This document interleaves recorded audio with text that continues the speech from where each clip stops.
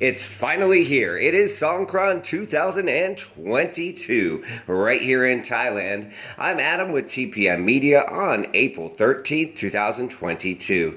Today is the first day of the 3-day nationwide Songkran Festival, which of course stretches a bit longer in some areas, including here in Pattaya, and will be the most relaxed Songkran Festival in the past several years. But the popular water fights and splashing and big parties and foam parties and powder and street festivals of the past are still, officially anyway, banned.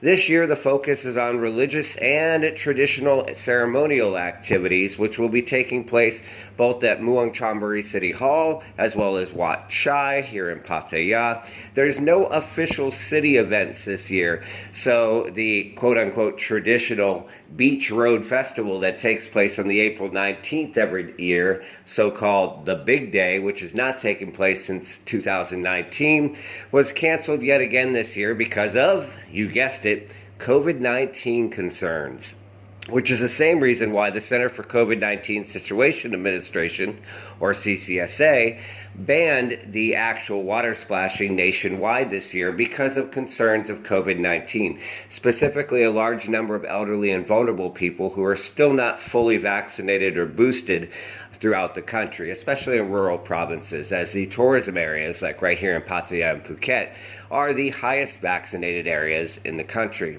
Now, of course, your mileage may vary on what is enforced and what isn't, and what is official and what isn't, as reports came in yesterday from Phuket of water splashing taking place despite the ban, and enforcement, well, it wasn't really happening. We'll see what happens here locally.